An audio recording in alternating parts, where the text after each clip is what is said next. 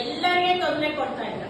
Okay, ಅವನು ತಪಸ್ಸು ಮಾಡ್ತಾನೆ ಬ್ರಹ್ಮನನ್ನ ಕುರಿತು. ಏನ್ ತಪಸ್ಸು ಮಾಡ್ತಾನೆ ಅಂದ್ರೆ, ನನಗೆ ಒಂದು ಯಾವುದೇ ಅಸ್ತ್ರ ಅಂದ್ರೆ ಬಿಲ್ಲು ಬಾಣ ಗೊತ್ತಲ್ಲ, ಆ ತರದಿಂದನೂ ಅಥವಾ ಗಾಳಿ ನೀರು ಹೌದಾ, ಆಮೇಲೆ ಅದರಿಂದ ಅಂದ್ರೆ ಬೆಂಕಿಯಿಂದ ಮನೆ ಒಳಗಡೆ ಅಥವಾ ಹೊರಗಡೆ ನನಗೆ ಸಾವು ಬರಬಾರ್ದು ಅಂತ ಆ ಬ್ರಹ್ಮದೇವನನ್ನ ತಪಸ್ಸು ಮಾಡಿ ವರವನ್ನ ಪಡ್ಕೊಂಡಿರ್ತಾರೆ.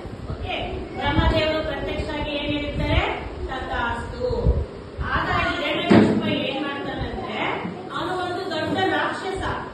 ಹೌದಾ, ದೇವರು ಜಪ ಮಾಡ್ತಾರಲ್ಲ ಋಷಿಗಳು, ಯಜ್ಞ ಯಾಗಾದಿ ಮಾಡ್ತಿರ್ತಾರೆ ನೋಡಿರ, ಯಜ್ಞದಲ್ಲಿ ತುಪ್ಪ ಹಾಕ್ತಾರೆ ನೋಡಿರ, ಆ ತರ ಯಾರ್ಯಾರು ಋಷಿಗಳು ಮಾಡ್ತಾ ಇರ್ತಾರೆ, ಆ ರಾಕ್ಷಸ ಬಂದು ಎಲ್ಲರಿಗೆ ಈ ತರ ತೊಂದರೆ ಕೊಡ್ತಿರ್ತಾರೆ, ಏನು ಮಾಡಕ್ಕೆ ಬಿಡ್ತಾ ಇರಲ್ಲ. ಅವಾಗ ಎಲ್ಲರೂ ಏನ್ ಮಾಡ್ತಾರೆ, ವಿಷ್ಣು ಹತ್ರ ಹೋಗ್ತಾರೆ.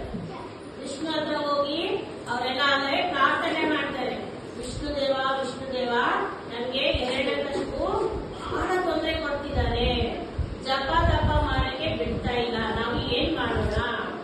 ಓಕೆ, ಆಗ ವಿಷ್ಣು ದೇವ ಏನ್ ಮಾಡ್ತಾನೆ, ಒಂದು ಮಗುವನ್ನ ಕೊಡ್ತಾನೆ. ಮಗು ಅಂದ್ರೆ ಅದು ಯಾಕೆ, ಹಿರಣ್ಯಕಶಿಪಿನ ಮಗುವಾಗಿ ವಿಷ್ಣು ದೇವ ಹುಡ್ತಾನೆ.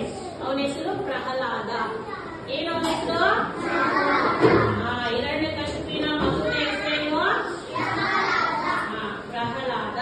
ಇರ್ತಾನಲ್ಲ, ಪ್ರಹ್ಲಾದ ಏನ್ ಮಾಡ್ತಿರ್ತಾನೆ, ಅವನು ವಿಷ್ಣುವಿನ ಭಕ್ತ ಇರ್ತಾನೆ. ಓಕೆ, ಅವಾಗ ಹಿರಣ್ಯಕಶಿಪಿಗೆ ಸಿಟ್ಟು ಬರುತ್ತೆ. ಯಾಕೆ, ಇದು ದೇವರನ್ನ ಪೂಜೆ ಮಾಡಬಾರ್ದು, ನನ್ನನ್ನೇ ಪೂಜೆ ಮಾಡಬೇಕು ಅಂತ ಹೇಳಿರ್ತಾನೆ. ಅವಾಗ ಅವನಿಗೆ ಹೋಲಿಕಾ ಅನ್ನುವಂತ ರಾಕ್ಷಸಿನ ಕಳಿಸ್ತಾನೆ. ಓಕೆ, ಯಾಕೆ, ಪ್ರಹ್ಲಾದನ ಕೊಲ್ಲೋಕೆ. ಯಾಕೆ